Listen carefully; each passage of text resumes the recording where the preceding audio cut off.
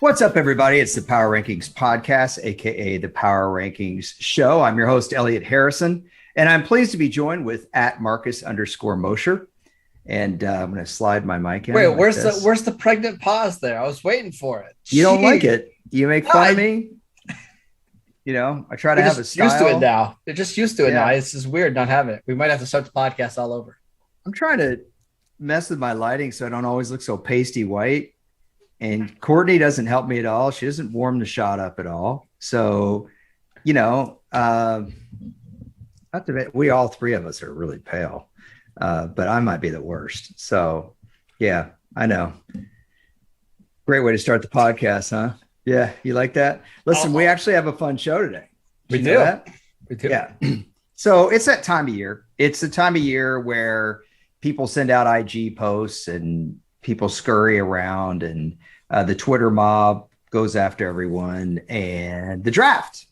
It's the draft time of year. Now, specifically, it's the combine time of year. And obviously that's going to be a major topic, but really the combine is all wrapped into draft scouting season, so to speak. And Marcus, if you don't know, is a huge draft aficionado. So what we have today is Marcus is going to give us his top 8 quarterback prospects in this coming draft. And we brought on one of my buddies that I used to work with, or we're going to bring on one of my buddies to talk about it with him. That would be Chad Reuter from NFL.com. He's been a fantastic analyst for them for a long time. I've known Chad. I've known Chad at least, 8 years now. And he's just a great guy to chew the fat with when it comes to these prospects. So I say all that. That's what we have on tap. But first, Marcus, we have some little news items. Do you think we could do like a little quick stick and move on some of the stuff going on? I'd like to get your take on something besides Amari Cooper. I was at the grocery store and Marcus and I were having a debate about Amari Cooper. So this is the question I posed to Marcus. So if you don't have to even be a Cowboys fan to answer this. If you are playing the Cowboys, are you more worried about Amari Cooper or prime Des Bryant? That was the question I posed to Marcus Mosher at Marcus_Mosher. Now we can get started. Let's talk to news items. All right. The biggest item I don't really want to talk about because I have major ARF. I've got ARF, Aaron Rodgers fatigue. Thoughts, issues, concerns? I'm a little concerned about this cleanse that he's going through. It sounds terrible, where he has to throw up so many times a day, and I'm worried about the guy. That's all. Have you ever had a colon cleanse, bro? It's not fun. It's not fun. I mean, let me tell you, they sit there and look at you and then they describe your innards back to you. Yeah. Well, I don't need to know all the color. Yeah. The worst and then part come the is judgments. Right. The worst part is the pre-gaming, right? Having to get ready for the colon cleanse. That 24 hours before is the worst 24 hours of your life. Just point that out. Have you ever had a high colonic? I don't think I have. That's where they like flush you out. Is this a Harrison health hack? Yeah. And then actually it was very good for me. The lady told me what she saw, but it's like you're preparing for them to judge you and say like, okay, did you have a Nachos Bill Grande in the last 5 days? Like, come on, man, enough already. Enough. That's why, by the way, my nickname for Ben Skoranek didn't go over very well with you, but I High Skoranek. I thought that was a pretty good nickname. He goes up high for the football. He'll clean out your defense. No? All right. What's the second news item you have on tap? Yeah, second news item. Tom Brady, will he or won't he? Won't he? I'm glad Bruce Arians kind of came out and said what he did. Like, dude, I'd be shocked. Kind of like, this is a ridiculous news story. I feel like the chances to me are less than 10%, if even that. What are your thoughts? Yeah, I mean, could there eventually be a situation where it's late into the season or in the playoffs and a team needs Tom Brady like the Rams needed Eric Weddle? Yeah, that's possible, right? But I think it would have to be a very specific situation on the right team, which means he's probably going to stay retired. And I hope he does. Yeah, I don't see any need for him to come back. Another quarterback, Matt Stafford. If you didn't see the video from the parade, it's a little disturbing. It really shows like what appears to be a human being that just does not care about somebody else having an accident. What do you think do you think this lingers with him at all? Do you think people are going to totally forget about it because he plays football well? Or do you think this actually may stick to the ribs a little bit? I mean, for the people that are fans of Matt Stafford, they're probably going to forget about this. They might have already forgotten about this, right? Yeah. But people that were maybe neutral or didn't like Stafford are probably going to remember this. And I think it's a very tough look for Stafford, right? Kind of turning away when this woman fell off the stage. It's a bad look for Stafford all the way around. A lot of what we're talking about is because of social media. We see everything now. Our phones are so capable of taking really, fantastic videos and pictures in terms of quality. Remember when your phone first had the ability to take a video camera and it looked like Blair Witch? I mean, you couldn't really make out the family barbecue. Yep. In some ways, we talked about on our podcast last Friday, Marcus and I did a pod. If you want kind of a different topic, something we don't do very often, we just kind of just stay the NFL. What's good, what's bad. One of the things that I brought up in that pod was having access to players like we've never had before, where you can there's not so much distance between you and a player that you like. You can kind of see what their life is like or those kinds of things. If you're into that, that's the good side of it. The bad side of it is this kind of stuff. Yep. Now, I'm not saying I don't want to see that video because I don't want to know that Matt Stafford might be a bad guy. I'm just saying, this really isn't something that players, well, even when Tom Brady was a younger player, didn't have to deal with this stuff. Nope. No, it's the good and bad that comes with social media, right? Everybody has a phone on them at all time. And it's in this bad moment for Stafford, which 5-second moment will last forever for some people. It's a curse of social media. A couple other quick thoughts here, quick questions for you and our little stick and move here. Aaron Donald had talked about retiring. There was even some Sean McVay talk of retiring, but let's stick with just players here. When these guys talk about retiring young, it seems like most of them don't actually do it. Do you think that is good or bad for the game? Do you not mind it? Would you care if an elite player like an Aaron Donald or Patrick Willis, right? Yeah. Retires after, I think Patrick Willis is a great example because that guy played at a ridiculously high level. Do you care if they retire young? Do you think it hurts their Hall candidacy? Do you wish it wouldn't happen? What do you think? In the case of Aaron Donald, I get it, right? He's already had, is it a 9-year career, an 8-year career, something like that? 8 years. 8 years. What more does he have to prove? He was already a multiple-time defensive MVP, multiple-time All-Pro. He was just the best player in the Super Bowl, and his team just won a Super Bowl, and he's been there twice. He retires today. I think he goes into the Hall of Fame 5 years from now. So do you really want to add that extra wear and tear to your body? I don't know. I don't know if money is a problem or an issue for him. I wouldn't think so after his big contract he got. So no, I don't. If he retired right now, I don't think it would bother me at all.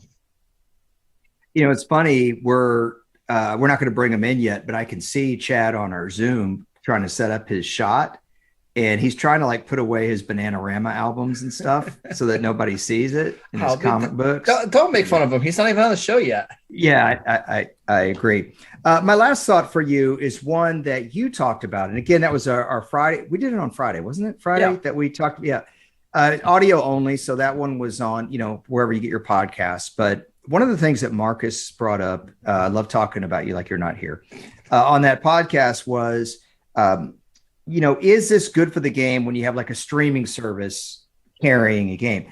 Well, kind of the issue there is really less about streaming, although I got your point that if you don't have the capability to stream because of you're out in rural areas, that's one issue. But there's another issue to it that we didn't really talk about, and I want to get your thoughts real quick before we bring Chad in, is the exclusivity of it. In other words, it's one thing to say Amazon's going to stream this game, but you can still watch it on X, right?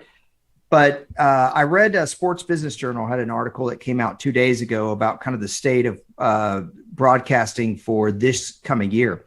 One of the things was that ESPN Plus would get an exclusive game, and they speculated it would probably be a London game. Now, granted, those are always really early. They come on at dark 30 here on the West Coast. Do you think that's in some ways a little bad to have somebody like ESPN Plus be the only one that can carry a regular season game? Yes, because there's a lot of people out there that, and we just mentioned that don't have the capability of doing that. That don't have the money to be able to spend on an ESPN Plus subscription. So you're going to lose a lot of loyal, fans that just don't want to pay the extra, what is it, $70 a year to get ESPN Plus. I don't think that's a great thing, because I think what makes the NFL such a unique and popular sport is that everybody can watch these games, right? They're always available and free for everybody, right? So at your office, at your water cooler, you can talk about the Raiders Broncos game that happened, on Thursday Night Football, because everybody had access to it. I don't want to lose that part. Just as an aside, the first thing I always think of when I think of Raiders at Broncos is a game in like 2004 when Ronald Curry literally jumped higher than I've ever seen any human being jump to get catch a ball in the end zone. You remember Ronald Curry? Of course I remember. One of the best athletes we've ever had in the NFL. That dude's vertical leap must have been like 48 inches. It was – I've only seen Brent Grimes. You should go on Mock Draftable and check it out. Oh, here we go. Okay, I'm not going to go to your D&D website for draft nerds. Just sticking with this ESPN Plus topic and this Sports Business Journal article. I always forget how to say the guy's name. I think it's John Orand wrote it. So you might go check it out. It's interesting. They talked about having a game on Christmas because Christmas falls on Sunday this year. So by the way, if you need to plan your holidays, you got family overseas or whatever, you might take a look at your calendar right now because Christmas is on a Sunday. And the idea of whether we want football games on Christmas, the plan is to have NBC do its normal Sunday night game, Marcus, but they talked about how, maybe having a game in that late afternoon window, kind of when like Fox's game of the week is, so to speak. Yep. Last year, Green Bay and Cleveland, didn't they play on Christmas or Christmas Eve? And that game did pretty well. I'm trying to remember which that was. That was a Christmas Day game. Yeah. Number one, did you watch that game? How do you feel? Do you want more than one NFL game on Christmas? No, I actually really enjoyed having that game on Christmas. Browns-Packers, it was a pretty entertaining game, right? It came right down to the last possession. I like it because you have a bunch of people that are together and you're going to throw it on and you can kind of casually watch it. I actually mentioned this to you, though. I don't want it to be a big game, though, right? I kind of want it to just be an entertaining game, but not one that has a lot of stakes. Like we don't need that to be a Pittsburgh-Baltimore game, right? I'd rather just have it be a non-crucial game that's just casually fun to watch. Right. And, like you could say, well, how about Atlanta, Carolina? Well, look at the Bengals this year. You don't know. Atlanta and Carolina might be fighting for the division. So you can't really say that. So I think really an interconference game is your best bet because conference record is such a huge part of the standings tiebreaker process. And I wouldn't use the premier teams though either, like they did last year with Green Bay, because I don't think you need to, right? I don't think you need to have the Cowboys and the Chiefs on during that spot because you're going to get great ratings anyways, because people are going to watch that on Christmas because they might want to get away from their family a little bit. They might want to relax on the couch after having a couple too many drinks, right? Put a good game on, just not one of your best games. Yeah, me personally, I'd rather just have one game on Christmas. Thanksgiving, they do the night game, Marcus, and I don't think anybody cares. Other than the fans of the teams that are playing, does anyone care? I wouldn't mind if that's a Saturday game. Get rid of the Friday night game, or the Thursday night game. Move that to a Saturday game, which they've done before, right? We've had Saturday games kick off after Thanksgiving. I think that makes more sense than a Thursday night game on Thanksgiving. Well, the one last thing that came out of that article, like I said, it's a good article. It gave you, one thing that came out was that, Fox, they may kind of tell Fox, no dice because Fox wants that Christmas afternoon game, or that's the speculation.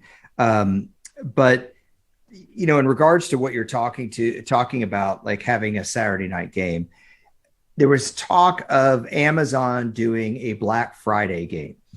And Marcus, I think this kind of goes in again. I'm referencing our Friday podcast. I really encourage you to listen to that because we talk about these kinds of things.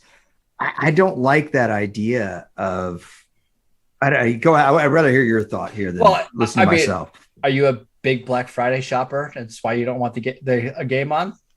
No, I just don't Okay. want oversaturation. I don't want NFL Wednesday, Thursday, Friday, Saturday, Sunday, Monday. However, I can see why the NFL is interested in that because most people are home anyways, right? So why not put on a game? They have college games anyways, during that time. So put on a game, people are going to watch it. I get it, but I kind of agree with you. I don't want the oversaturation of the NFL either. If I'm remembering the article correctly, and again, it's Sports Business Journal, if you want to go check out their Twitter feed, I'm sure you can find it. It was like 2 days ago. It's a quick read. That I feel like I have to say that now because we live in a generation where people are like, dude, if I have to read more than 53 pages, I'm out. I'm out on Ravens culture. That's become my new. That should be a drop. That should be a drop. Yeah, but just going with this, I think it was more of an Amazon idea than an NFL idea. And if any of you guys are out there and you're wondering, why doesn't the NFL do more Friday and Saturday games, or why does the NFL only do Saturday games in week 16? Don't they do it the second and third last weeks of the season? I think is when they do Saturday games. Yep. It's because way back in the 1960s, the NFL did try, believe it or not, Monday Night Football did not start in 1970. The NFL experimented with it in the 60s. They experimented with Friday games too. And Congress was like, because they didn't want it messing with a Friday night high school football and Saturday college football. That's why you only get Saturday NFL games after the college season is over.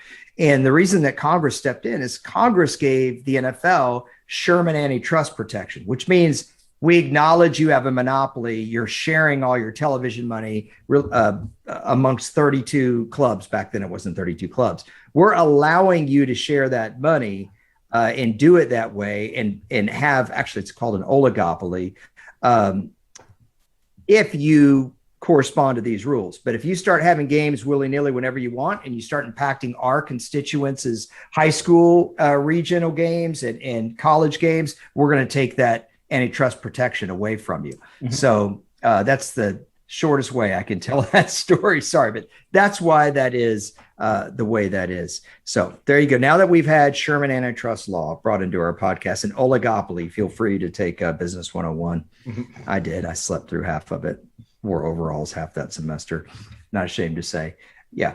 Hey, look, man, it was the University of North Texas. I was up in Denton. I drove a Ford Probe. What did you want from me? Did you wear Uggs? I did not wear Uggs, but I found out today that Marcus, in fact, owns some Uggs. A pair of Uggs. One pair of Uggs. That's fine. Look, okay, man. Can we get to Chad? Good. I want to talk to Chad. I want to bring Chad in right now because I would like to know if Chad has ever bought a pair of Uggs. My guess is absolutely no. I think you're solo. So can we bring Chad in, Courtney? I'd like to see his beautiful face and his Sam Elliott beard. Actually, I do see him. There he is. Turn your mic on, Home Slice. Yeah, you're muted, buddy. Oh, he just stepped away. That's all right. That's all right. So, wait, let's see what's in the background here, though. What is it? He's got a nice helmet back there. What is that? PA? Yeah, man. Now you got me. Sorry, I got my phone in my tripod here, so I got all set up. Thank you guys for having me on. Appreciate it. Hey, no problem. You look like Rob Lowe, Chad. That Fox just conveniently sits. You are the first person ever to say that. Did you know that? You are the first. Because you have an NFL hat on. Like 6 months before that picture showed up. And unlike Rob Lowe, who doesn't have a team, this is the team I work for. So that's why I can wear. I've been wearing Shield hats for like 15 years. And after the one I had, last is basically in pieces, I decided to buy some new ones. And then a few months later, Rob Lowe becomes a meme. So, whatever. I'm good. Obviously you've been scouting talent all year. I remember Buddy Nix, the former Bills GM, who retired, somewhere in this area. I think he retired, either right before the draft or right after the draft. And he basically said, look, by this time of the year, you're already 3/4 in the bag done. You've done all your due diligence, hopefully by now. Is that the same for someone like you who does this in the media? Have you done the majority of your work already? Yeah, and that's just part of my role too with NFL media, because like a lot of the guys are are, focused on the NFL season for most of the year. And so I'll start my process in April for the next draft. And then I'll send some stuff out in May and June to the rest of NFL media guys who might be looking at players this summer, or they're looking at doing stories this summer, about some player, trying to work on some stuff for the fall. And so I'm kind of an advanced scout, just get the information out to these guys on some of the best players. And by this time of the year, most of my work on the research side is done. We've got all the combine guys, all the all-star game guys, and some other guys will pop up here and there, maybe through pro days, but I've done 1,000 players already. And so I've done a lot of the work for this year. And I'll start in on the next year in, 6 to 8 weeks. Okay. I would jump in. I'm just so glad that you're on this podcast because Elliot hates the draft so much. I can't even begin to explain to our listeners how much Elliot hates this entire process. So to have you on and just to go full nerd about the draft, it's going to be a lot of fun. I just needed to put that out there. Well, Marcus, there was a few months I lived in California, and Elliot and I would talk some draft. We went out one night for some, for food and drink one night and talked draft. And, he seemed to enjoy that part of it. He, bent my ear about that stuff. And so that's a lot of fun. So Elliot and I talk about draft time for, most of the last decade, I guess. Yeah. Well, so a couple things here. By the way, you can follow Chad. He's at Chad_Reuter. It's spelled Reuter, not like writer. Also, I guess if you do NFL.com//Reuter, they go straight to your articles? I don't know if that used to work. Like that. When I was there, it used to work. Something like that. Yeah. So, but his work is featured at NFL.com literally all the time. So go check that out. But the NFL used to send me to the draft every year, and I am not a draft guy, as Marcus said. So we would get these 2 binders at the NFL. We'd get a small binder, which was just kind of the day 1, day 2 guys, Chad. And then we get the big mama binder, every guy that could possibly go in the 7th round. And so I would try to study this thing. And I found that it was so impossible. So what I started doing, I did my annual Elliot nachos and drinks mock draft. And I had Chad, did you do it 2 years in a row with us? I did it just 4 years in a row. Just the 1 year, I think. So to help me learn the prospects, I did a mock draft with like Chad and 2 of our researchers. And we just went around picking for the teams. And I think, Marcus, kind of like fantasy, you learn it more when you're actually having to make decisions based on a team and pitting these prospects together, even in it. And I think that's what probably makes it so much fun, right? Yeah. I mean, I think that's it. I mean, you watch, well, first of all, what makes it fun is you get to watch all the college football and all the NFL football. And, you call that a job. So that's pretty good. And then when you're doing the mock drafts and stuff like that, you do get to be in the shoes of teams. And basically it's a puzzle. It's all it is. It's like Wordle, Quordle, all these other things, but with the draft. And but what I like to say is I like to look at a lot of people are doing mock drafts right now, and they think that the picture is of dogs playing poker. But what I like to do is say, okay, in 2 months, we're going to see things completely different. This could be a picture of a Scottish castle with a nice landscape, right? That could be what the picture is. So I try to put myself forward a little bit and not worry about what people are thinking today, try to think about what tomorrow. Now, what ends up happening is I end up with a mock draft that looks like, a few dogs are sitting outside a White Castle, restaurant. But, it's a little different. It's fun to think about the different possibilities that could happen, because there's many different scenarios that can happen in these things. I'm looking at you, Marcus, because I know you're dying to say. Go ahead, just dog me out. No, I think you hate this draft. I mean, not this draft. You just hate the draft process all together. What you hate is really more the hyperbole, right? You just hate when people say, this guy's going to be a 10-year starter. This guy has the best arm we've ever seen. Or this guy is bigger and faster, stronger than we've ever seen a prospect before. That's what you really hate. Well, I found a Hall of Famer to compare to each of the quarterbacks we're going to talk about today. So that should work for Elliot. Oh gosh. I love that. That's so great. So Marcus has got me right. By the way, what we're doing today, so Marcus has got his top 8 prospects at quarterback position, and Chad's just kind of riff on Marcus's list. So this is Marcus's list, not Chad's.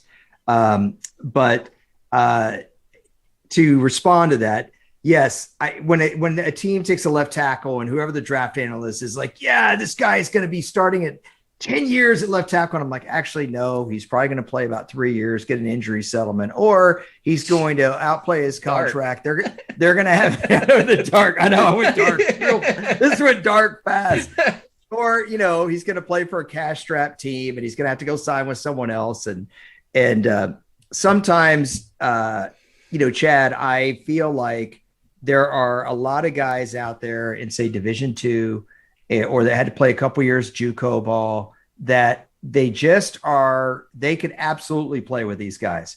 But the draft is like anything else. It's an imperfect process where there's a heavy bias towards certain conferences and certain coaches. And ultimately, at the end of the day, with the combine, right, it's all about who's invited, isn't it? Yes and no. I think teams have these teams have their own scouts, right, that cover the whole country. They go to every school, not just the FBS schools. So you've got a lot of resources there already. Then you have national scouts that work for the scouting organizations that also cover all those places. And you can't really – sleepers are extremely hard to find nowadays. So a lot of those places are getting covered now. And you're going to see, like, Trevor Penning, the tackle from Northern Iowa, is going to be a first-round pick. You get at those guys. And really, college football kind of serves as a sifter for NFL talent, where these guys do all these high school camps. And so during the recruiting process, all this athletic data is available. And, the colleges make those decisions based on that and many other factors. And so then they go to the best schools typically. So then the NFL usually goes to the best schools to get the best players. So there's sort of that process. However, there are enough guys. There will be 25 to 35 guys picked in this draft from non-FBS schools. And some of those guys will turn out to be pretty good. And some of them will be drafted a round later than they should, where they should have been picked had they been at an FBS school. So it's a little bit of that where some guys get overlooked. But really, this process over the last 20 years, it's totally changed. And over the last 50 years, it's really changed, where a lot of guys that didn't used to get picked are starting to get looked at a little bit more. And so not as much as it used to be, but I'm sure there'll be a handful of guys this year that went to smaller schools that will get picked a little bit later than they should be. Well, Marcus, let's get into your guys here. We'll start at number 8. And by the way, when Chad said, it's really a sifter, I was thinking of one of our mock promo reads that we could do, like when I need to swipe left. Stop it. I really thought about, okay, so we're going to get to these quarterbacks. We're going to start at number 8 with Brock Purdy from Iowa State. I felt like we should have done an actual like NFL comparison and then something to make you interested, Elliot, like a Game of Thrones comparison. Because otherwise, okay. I know you're just going to – I just know that you're going to zone out here. So let's start with Brock Purdy. Listen, Chad, you can correct me if I'm wrong, but this draft is really 6 quarterbacks deep, and then it really drops off. Purdy was really good as a freshman and then basically tailed off. A little bit like Loras Tyrell in Game of Thrones. So there you go, Elliot. There's your but Purdy, I see him more as a late day 3 guy, not the biggest. I don't love his release, but 4 years of production, somebody will take a chance on him. What do you think? Yeah, I think that Purdy is going to be one of these guys that's the Gardner Minshew kind of this class, where you see some traits, you see him make throws, and then he's just going to make these head-shaking decisions. And you're going to think this guy can do something. He's going to show well in the preseason. He's going to make some plays. He's got a little mobility. So, when you've got the backups in there, he's going to be able to avoid them and get outside. He's going to make some throws. And then he's going to do the head scratcher. And you're just going to be like, what was he doing? Where was the decision making there? Yep. So he throws it. The ball comes out of his hand pretty well. He can do a lot of things with football. And I think he will end up getting a starting opportunity at some point in his career because of injury or, whatever. But he'll be one of these guys that maybe has a couple good starts, and then the team will probably be looking to replace him sooner than later. So I don't think he's he could be a late day 3 guys like Gardner was, but I think, as you said, in this draft, once you've gotten past the first few quarterbacks, teams are going to be looking at guys like Purdy in the late 4th, early 5th round, something like that. Elliot, why are you laughing right now? Because you compare him to Gardner Minshew. I just wonder if either one of you guys have seen this guy in street clothes. Is he a skinny jeans type, or does he go with the stone-washed leather jacket with Top Gun insignias on it, Gardner Minshew look? Yeah, I said that specifically because I knew you would have that reaction, Elliot. So, you know, that my comp worked out exactly as I planned on that one. Whenever somebody like you says they can do a lot with the football, my first thought is always like Sonny Jurgensen throwing it 30 yards down the field behind his back. I'm like, if he can't do that, then I don't want to hear about it. Okay, Marcus, who's number 7? Yeah, Bailey Zappi, quarterback from Western Kentucky. Short, stocky, not all that impressive athletically. Samuel Tarley in Game of Thrones. There you go, Elliot. Yeah. I see him as a backup type of quarterback in the league. What do you think? Yes, I think that's true, and I think he may get overdrafted. It's interesting. At Senior Bowl, watch the Senior Bowl film, and the ball actually comes out of his hand a little better, had a little more zip on it than people expected coming into the week.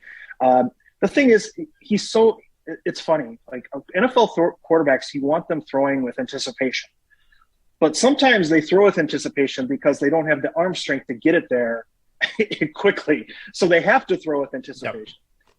Zappi was one of the most productive quarterbacks in football history last year. And Elliot, I know you know a lot about Bailey Zappi, but I'll just give you a little background. Houston Baptist, right? He was at Houston Baptist where they're throwing the ball all over the place. So his offensive coordinator and some of his receivers come over to play at Western Kentucky for their final year together. And so you have that cohesion and you run that same offense. That makes you a very productive quarterback. And he did well at the Senior Bowl, I thought, within his, he's limited in some ways. So I think, again, he's a guy that, just like you said, he's going to be a backup quarterback. He might be a long-time backup quarterback, like a Colt McCoy, for example. He could be that kind of guy that sticks in the league for a long time, intelligent guy, can throw the ball into the intermediate areas to make enough plays. But, again, he's not going to become, a Pro Bowl starter or anything, but he might be a valuable guy to have on your team. When you said short and stocky, I instantly went to Chase Daniel. So look, if he can make $30 million, putting on a ball cap, Clipper one on the sides, and make however much, then good for him. But all right. So, the first 2 guys, it sounds like you aren't real high on them. You're thinking maybe these are day 3 guys that can contribute. I assume at number 6, we're starting to get into maybe someone that can have a lengthy NFL career and start some games. Yeah. We're talking about probably a day 2 pick, Carson Strong from Nevada. Big, strong arm quarterback, very, very clunky, just not a runner at all. Now, he had a knee injury at Nevada that really kind of hampered some of his athleticism, but I wasn't overly impressed by his arm at the Senior Bowl. So I saw a little bit Ryan Malady. Maybe the ceiling's a little bit higher than that, but what are your thoughts on Strong? Yeah, he is Carson Strong. He's a guy that well, first of all, like you said, he had the knee injury, but the knee was a problem since high school. He had a condition where a lot of the ligaments had actually torn off, and he was just playing with it for a long time, and so that has started since high school, and he's had additional procedures to clean it up. So teams are going to have major concerns about that. And the problem is that when he isn't fully planted with his feet on the ground, it's difficult for him to get that velocity from his core and coming up from the ground. So his throws just don't have the juice on them. Now, even though he's clunky, kind of, as you said, this year he's wearing a knee brace and probably shouldn't have played and all that stuff. But it's not as though he can't move within the pocket. Correct. And it's not as though he can't get a yard or 2 running when his knee gets over this procedure and things like that. So he's got a little bit there, sort of in the Mac Jones area, right? Mm-hmm. But the problem is with the length of the time, the issue with that knee, and like you said, he throwing into the wind, which is an issue for a lot of guys, but throwing into the wind really kind of put some question marks into his ability to really stretch the field. Now, in the intermediate areas, 10 to 20 yards downfield, he's very strong. Yep. And he's a guy that if they can get his knee healed up and all that, he's a second-round pick, early third-round pick, something like that, then you might have something. He's going to be worth an investment for somebody at that point in the draft because he throws a pretty deep ball. And he has some mobility within the pocket, like I said. So he's not a statue as much as just not overly mobile. And like a Matt Ryan. Yep, that's what I was going to say. Yep. And honestly, this one's for Elliot. He looked a lot like Lynn Dickey this year because his knees, you could just tell his knees weren't all there. And Elliot and I have talked many times about the 80s Green Bay Packers, Lynn Dickey, great arm, throw it all over the field to ball. JJ, John Jefferson, James Lofton, Paul Kaufman, all those guys. But he was very productive quarterback in the NFL. Now, times are a little different. You've got to be a little more, and you're not talking about a Dan Marino type release either. So, but, again, for Elliot, I just wanted to bring up the name Lynn Dickey. I worked with some people like you, Chad, not in the draft, who they knew so much about the topic that they would just give you all the stuff. And then the director would point at me like, now it's time to give my take. And I literally a couple of times live on the air he just said literally every last possible thing I could possibly say. There's no meat on this bone. Let's just go back to the host. That was phenomenal. I just thought of somebody when y'all were going through them real quick. Joe Namath, Steve Bartkowski, Dan Marino, and even Doug Williams to an extent. These guys had knee problems really young. Joe Namath had, I don't know how many operations. By the time he was 22 years old, 23, Dan Marino right off the gate had problems. Steve Bartkowski's early career was wrecked by this stuff. The difference between those guys, and it sounds like with this guy, is y'all are talking about a good intermediate arm. Bartkowski, Marino, and Namath, especially Bartkowski and Namath, had howitzers. Howitzers. And Marino and Namath probably had two of the best releases the game has ever seen. Doesn't sound like this guy quite has that. Is that why he is a day 2 pick? Yeah. And I think that's true. I think he just doesn't have, again, with, like you said, the medical, and he's just not quite there in some of these categories, like you said. So, without the knee issue, we would be considering him in the middle to late first round, at least, like Paxton Lynch went in that area. Some of these guys that turned out great. Yeah. I mean, it's just the type of guy, but he's got real potential. Mac Jones, and some guys can make it. Guys can make it if they're not really mobile, but they have to be really good at everything else. And, it's almost the flip of what we thought 25 years ago, right? I mean, can you imagine what Randall Cunningham would do in this league right now? It'd be insane. So you said you got to put a quarter in the jar. What's that? You said in this league. From now on, we have a quarter jar. If you say in this league, because that, because it's one of his cliches. Sorry, I had to catch, because nobody ever talks about the USFL. Of course, when they're talking about this league, it's the NFL. Can we move on to number 5, please? Absolutely. All right. Absolutely. Chad, I need your help with this one. It's Sam Howell at 5 for me because, man, he's got all the tools, right? He's got a huge arm. He's got athleticism. He's a really good runner. I think the character stuff checks out as well. Like, he's a super hard worker. He's just not overly tall, under 6'1". I just feel like he's somebody who's not the sum of his parts, and it leaves me a little bit lukewarm about him. Yeah, I like him more than that. A lot of people are going to compare him to Baker Mayfield, and kind of looks like him and all this stuff. But to me, he's Russell Wilson, and I'll tell you why. Because even though he's not very tall, he has an over-the-top delivery that probably gets the ball out higher than Phillip Rivers ever did coming out of NC State, right? I mean, because he's like so low. So I like his delivery over the top, but it's not too long, as we might talk about with other guys.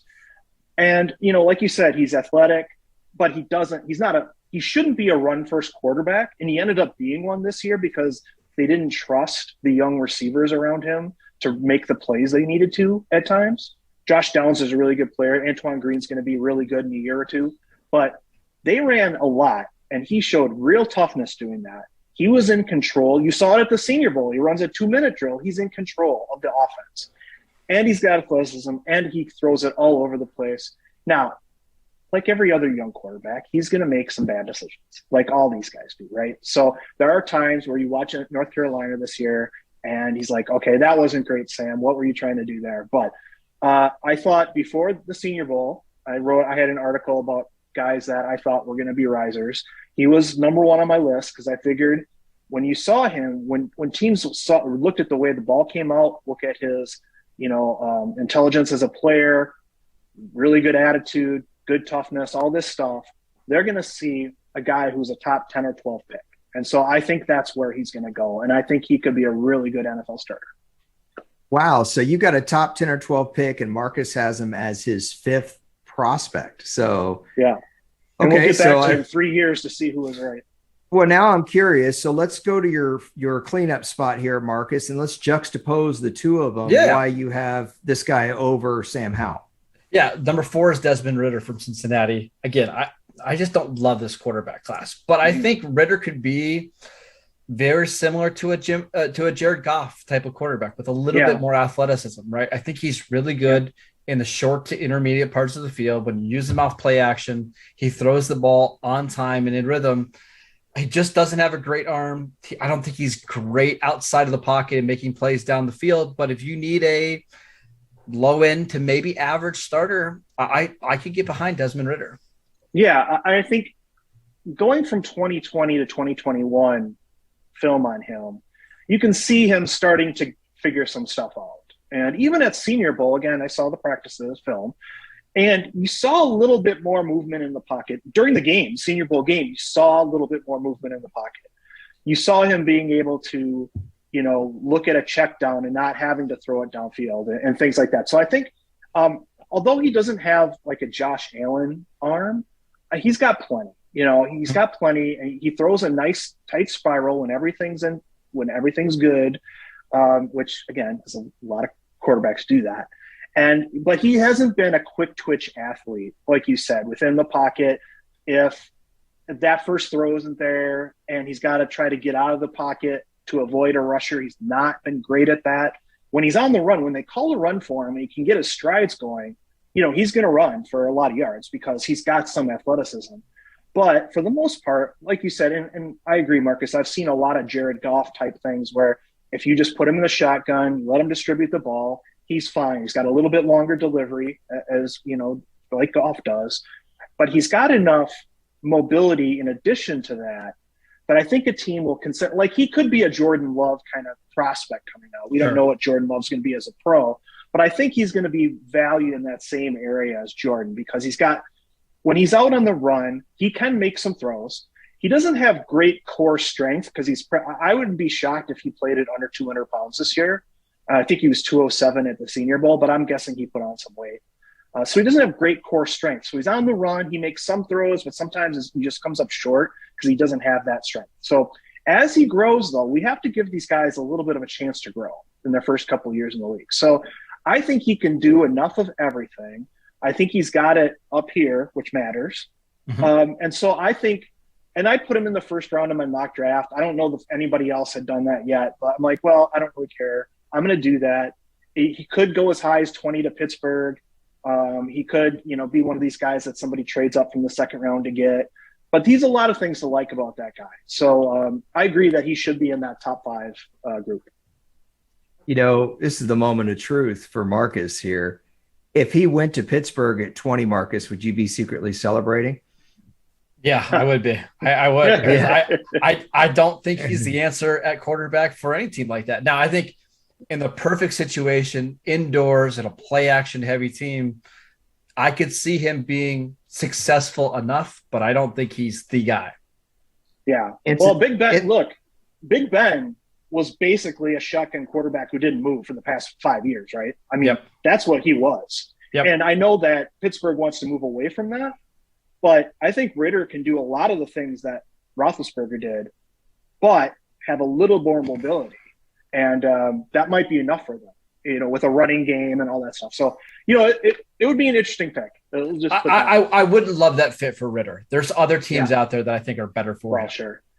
Yeah, and no one has as much respect for Ben Roethlisberger's career as Marcus. I was just going to say that when a guy is 20, 21 years old and you see an improvement from one year to the next, just bear in mind, there's a difference between going from 34 to 35 and going from 20 to 21. I don't just about football. I'm talking about life, right? That 1 year makes a huge difference.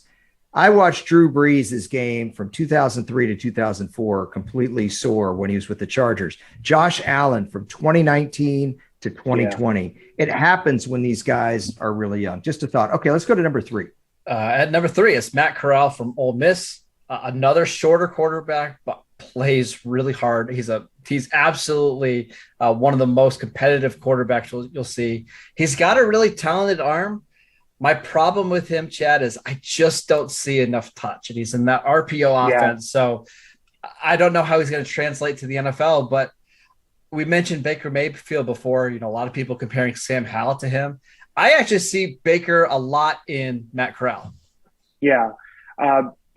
Corral is going to give you more of a, runner kind of aspect to Baker, sure. But I understand what you're saying in terms of the problem is with any quarterback in college, they can be a prisoner of their system or they can be a beneficiary of their system, right?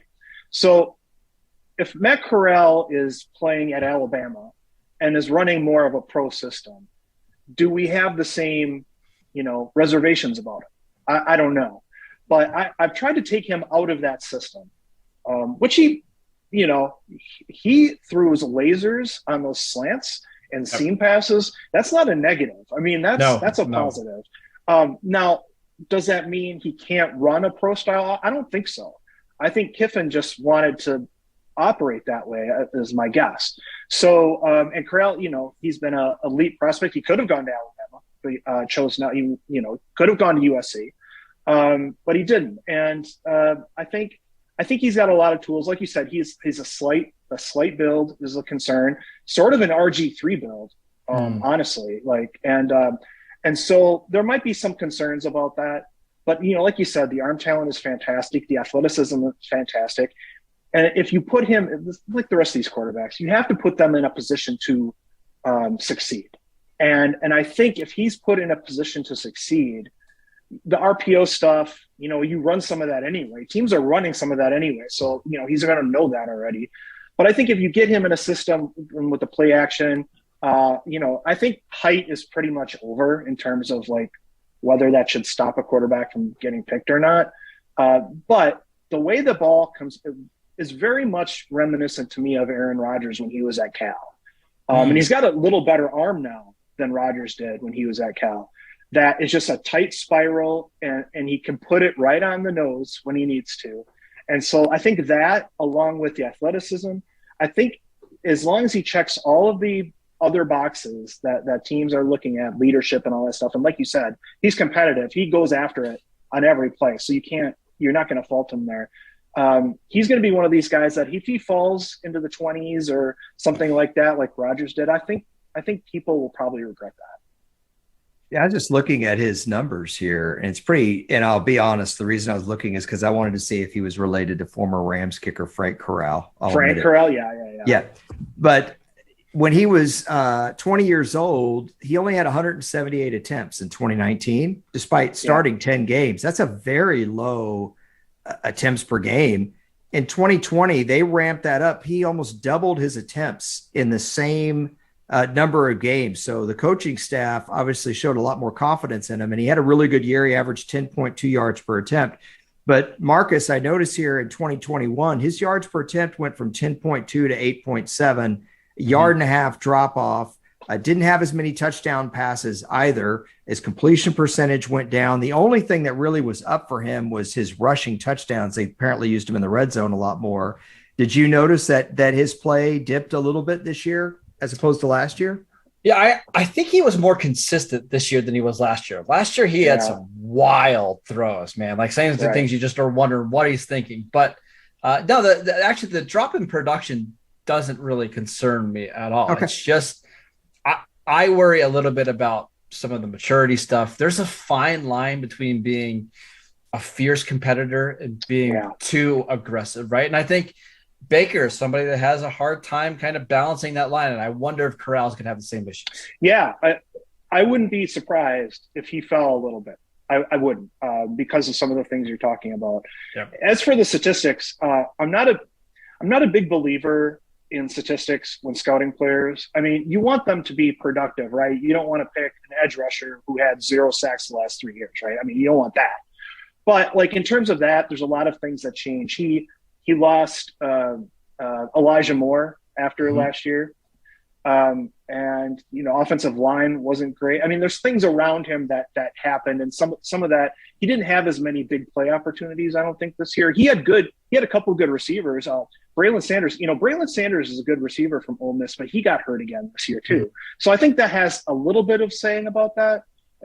But I mean, it doesn't hurt to look at that stuff for sure, Elliot, because you don't want a guy who's trending down every year. That makes you question it. It is absolutely true.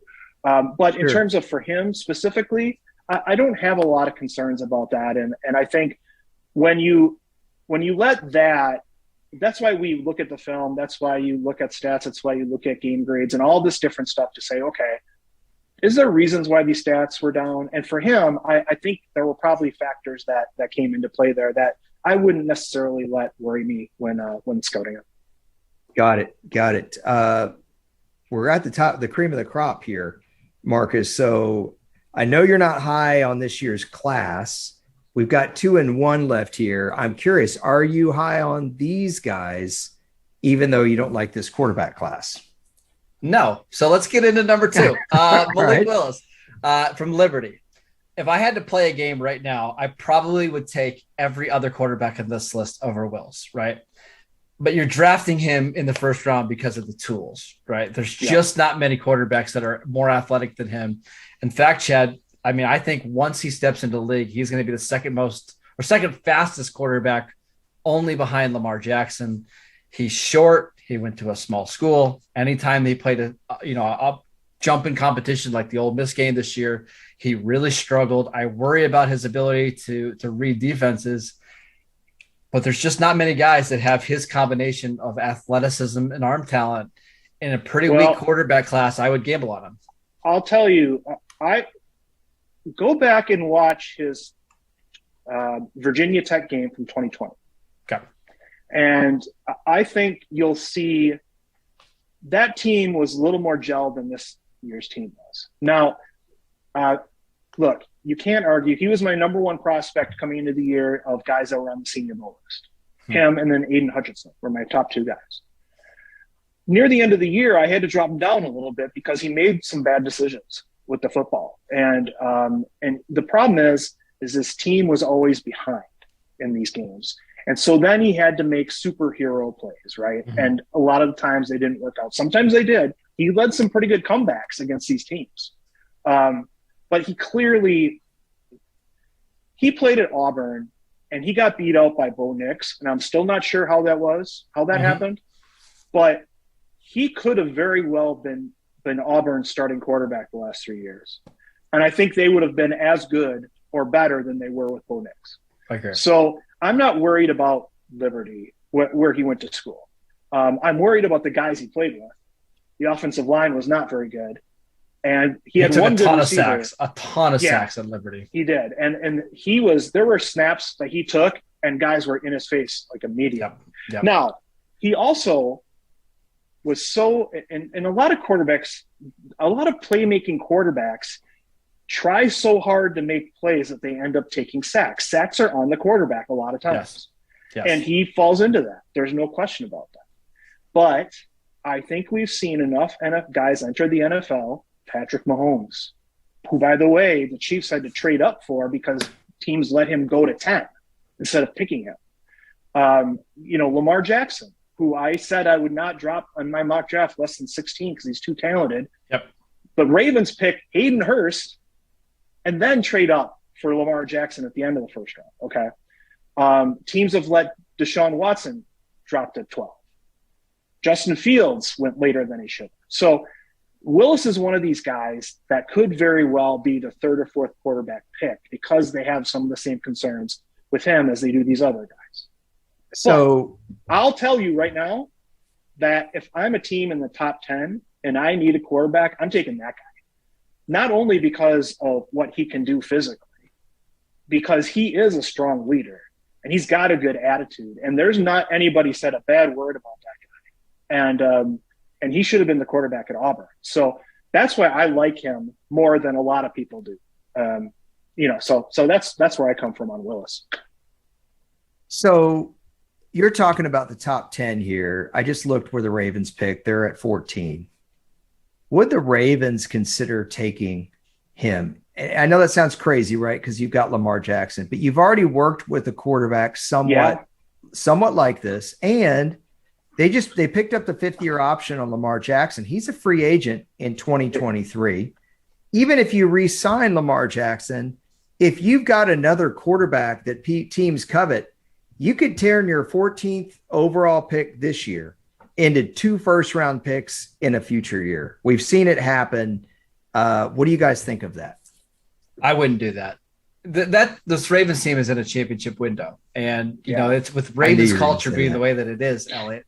I wouldn't do that because I want to improve the team, right? And I get what you're saying. Long term, that's probably not a bad option, but they already have a quarterback they like quite a bit behind Lamar Jackson and Tyler Huntley, who I thought looked good in moments. I think there's better teams out there to take Willis, and I think he needs to sit for at least a year, maybe 2. I just don't think the Ravens are a great spot. Now, Atlanta, who I believe Atlanta drafts inside the top 10, that's a spot that I think makes a ton of sense for him. Yeah. I think actually, I put this in my first mock draft and I haven't heard too much about it, but look, Matt Rule is not going to stop until he gets his quarterback. And, he let Teddy Bridgewater go after 1 year. He's already said Sam Darnold isn't guaranteed anything. That guy has not found a quarterback that he likes. He's like the new John Gruden when John Gruden did this back in the day, right? He went through a ton of quarterbacks. Matt Rule is going to very well pick a quarterback early in this draft, even though they've already given up 2 picks in this draft for Sam Darnold. He's not going to stop. And I'll be very interested to see if Matt Rule has interest in Malik Willis, because this kid is going to make a ton of plays.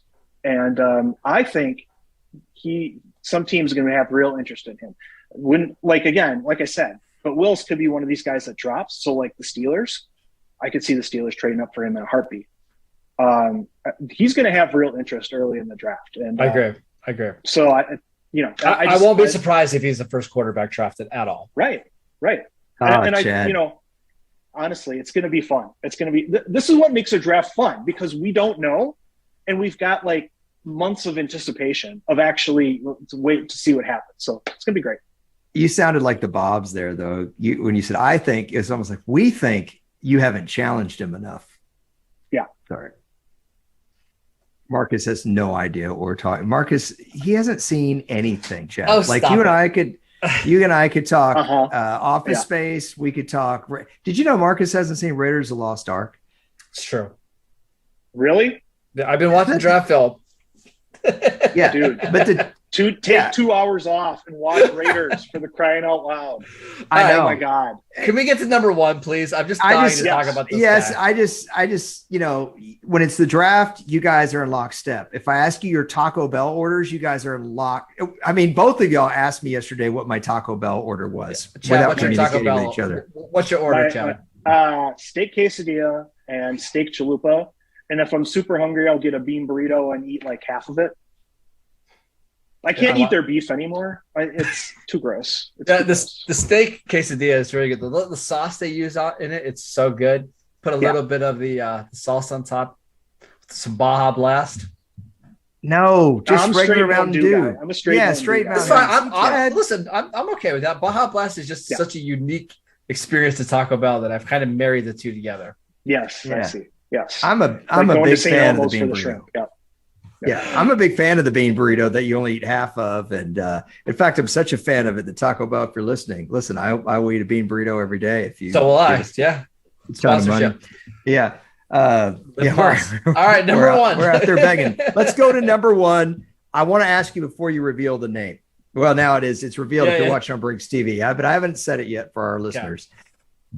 Before you even say who this guy is, do you think that this guy is capable of being a franchise quarterback? Because so far, Marcus, your other top seven, you're not believing in any of them. No. In fact, my number one guy in this year's class wouldn't be inside the top 5 of last year's class. Like Mac Jones was the 5th quarterback drafted last year. I think he would be the number 1 quarterback prospect in this class. So it kind of just shows you it's a weak quarterback class, but there might be a guy that hits. If there's a guy that's going to hit, I think it's going to be Kenny Pickett. Listen, he's not super big. He's not super athletic. He doesn't have the biggest arm, but he just makes a lot of plays. He made that Pitt team really good this year. He's got a bunch of experience. And in the right situation, could he be Kirk Cousins or prime Andy Dalton or Derek Carr? I think it's possible. I think he's the one guy that if I needed a starting quarterback right now, I would feel the most comfortable giving him the ball. Yeah, and I get that. And he's one of these guys that went from, 3rd, 4th round pick to a 1st round pick coming back because he just played better. And part of that is because he had the same offensive coordinator, Mark Whipple, for more than 1 year in a row. And he didn't have a knee issue that he was hobbling through last year. So I think and look, Pat Narduzzi said, this guy's better than Kirk Cousins already.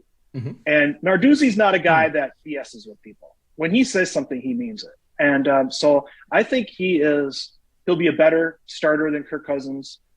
Derek Carr was the guy that came to my mind, more off. A lot of people are going to try to compare him to Joe Burrow, but I'm not going to go there. No, he's not Joe Burrow just had. So, right.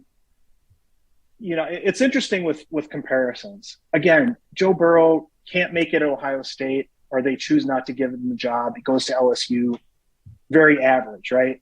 Joe Brady comes in. He gets great receivers that catch the ball for him. All of a sudden, he's great.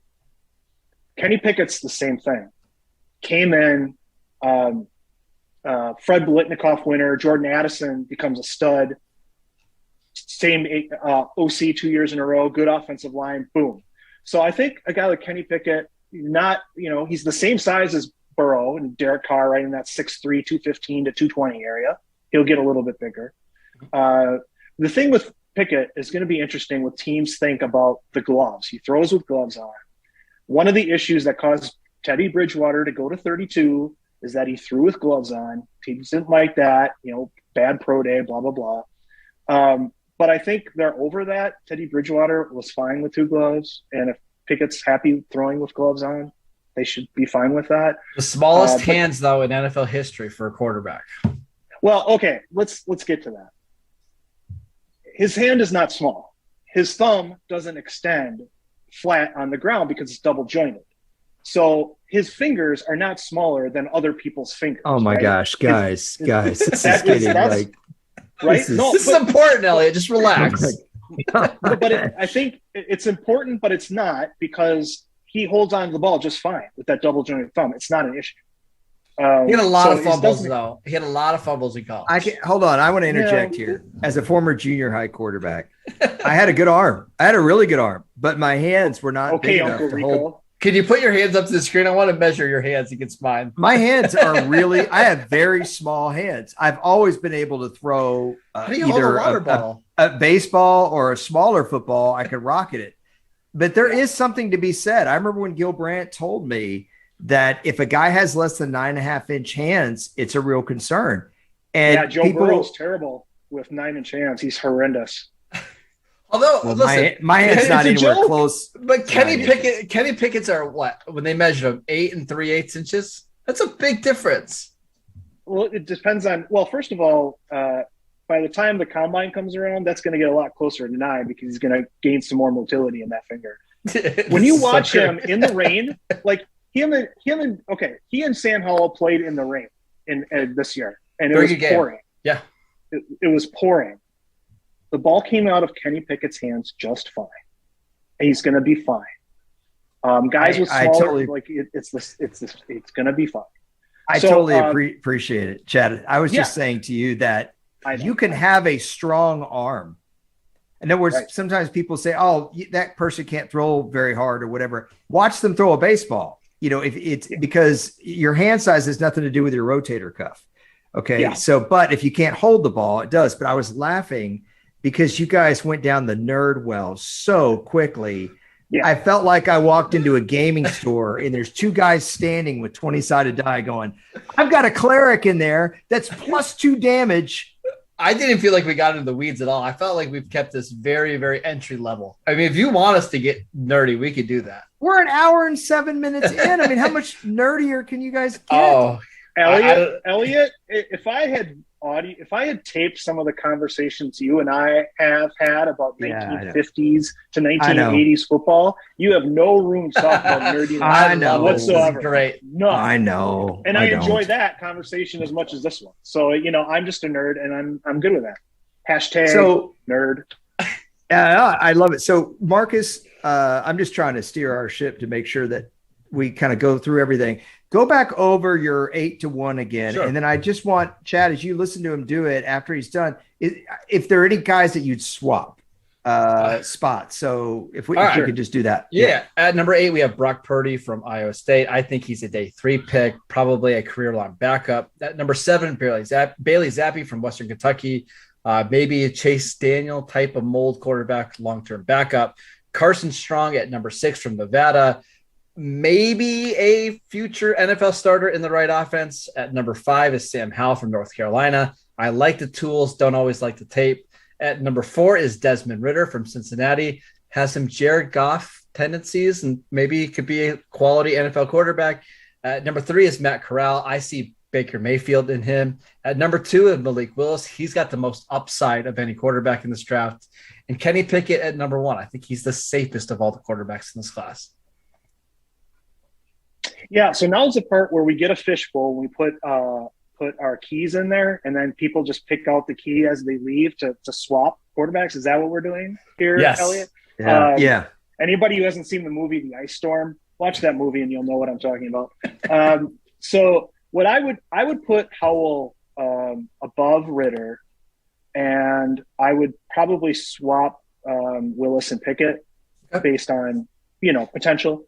And I think it's going to be the thing is the only thing I know right now is that we don't know which order these guys are going to go. Yep. We don't know. So but it's going to be fun. That's why it's fun. If we knew, then it would be boring. And I don't have strong differences in grades between my number 1 and number 5 quarterback. Like I think all of these guys should probably be drafted outside of the top 15, but I think all of them should be gone by pick 45. So it's a lot about what does your team need? Where does your team play? What's the style of offense you play? And I think that matters way more than necessarily who is the most talented in this class. Right. Man. Right. And really, I mean, it's so different now. The most valuable thing that a team can have on its roster is a starting quarterback on a rookie contract. Yep. And that's the reason why 16 out of the past 23 drafts, you've had 3 or more quarterbacks picked in the first round. Especially after the Sam Bradford rule when they did the CBA and redid the rookie contract structure, right? I mean, yes, he got $50 million up front. That was 12 years ago. It's going to take another 7 or 8 years for the number 1 pick to get to $50 million again. So with the quarterback's relatively cheap early in the draft, relatively speaking, and we've seen teams, Arizona picks quarterbacks 2 years in a row in the first round.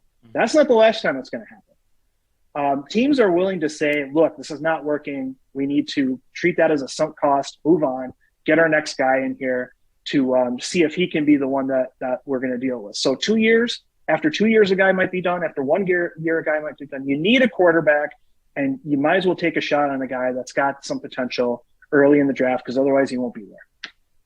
Man, if I were doing a documentary on 10 things that unexpectedly changed the NFL the way it's done, I would put Sam Bradford, the last draft, and how that changed. It completely changed the way you financially look at your football team. And I don't think that's mentioned enough. Real quick here, if you had to have any kind of historical comp for Kenny Pickett, Chad, who would it be?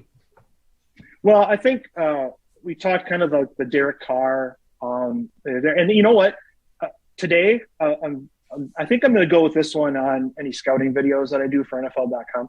I'm going to go with Alex Smith for him because I think he's a, an intelligent guy. He's a competitive guy. He's got some athleticism to him. He's going to be a quarterback you want in your quarterback room. And I think, because a lot of people are going to bring up Joe Burrow. I don't want to make that comparison.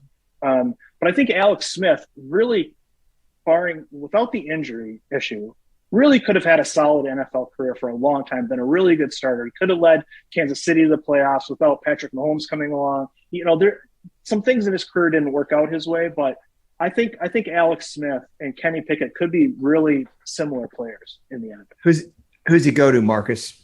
Where's he go? Carolina at pick number 6. Pick number 6. Okay. By the way, one of y'all mentioned my grades. I think it was Marcus and Chad. You'll appreciate this. It gave me my scalp started getting inflamed thinking of the NFL asking me to write draft grades like a day after the draft. Oh my gosh. Oh my gosh. The day after draft grades. What are you talking about? Yeah, the day of. That's right. Yeah. I write them during. Yes, yeah. I remember last year I did that. I called you from a bar in Waco to ask you what you thought about some guys. Oh my gosh. But seriously, good times. A lot of people rip on that. And I'll just tell you, a lot of people rip on doing grades during the draft and that they're worthless and blah, blah, blah. If you're grading a guy because you think he's going to be awesome in 3 years and saying it's an A, we don't know that. But what you're grading is the value of the player at that moment based on consensus value at that moment. And you're also grading their technique or their ability to gain extra picks or get future picks for this year's picks. So there's a lot of things. And the important thing about the draft grade is to make a note of what was thought of at the time. Because everybody can draft 3 years after the fact and say, oh, they shouldn't have taken blah, blah, blah. They should have taken this guy. But you have to make a record of it at the time. And you have to be able to look back at that and evaluate how that changes over time. So there's real value in that. It's just you can't take it too far. You can't, somebody sent me a DM during the Twitter during last year's draft. Are you going to downgrade the Steelers because they didn't take Creed Humphrey in the second round? I'm like, no, I'm not going to downgrade them for that. I think that was right after they took Pat Freiermuth. Pat Freiermuth is going to be a pretty good tight end in the league. So I'm like, that's good.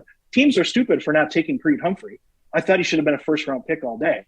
But you have to take this other things into consideration. And so the grades aren't about, thinking what that player is going to become. It's because of the process. It's a draft process grade. So I think it's important if done correctly. Can I tell you why the Steelers didn't trade Creed Humphrey in the second round? This is a cool little story. He's a left-handed center, and Ben Roethlisberger didn't want to deal with the left-handed center. There you go. It's garbage. It's total garbage. And not your story, not the story about Ben, but the story and I know that was one of the reasons. And that's the most ludicrous thing I've ever heard of. I agree with you. Teams lose their minds on draft during the draft process. Oh my God, we can't have a left-handed center. Dude, you run shotgun 85% of the time. You're worried about how the spin of the ball coming? Come on. This is not a punter. This is not Bill Belichick picking a left-handed punter because he liked the spin coming off his foot, okay? This is a center. And it's ridiculous. And it's ridiculous. And then they get Nick Belton, who happens to be 5'11". I love this. I love the draft so much. Elliot is so good. This is the dumb stuff, Elliot. This is the dumb stuff that happens in the draft process. And I agree with you. And teams fall into some of this stuff: hand size, height.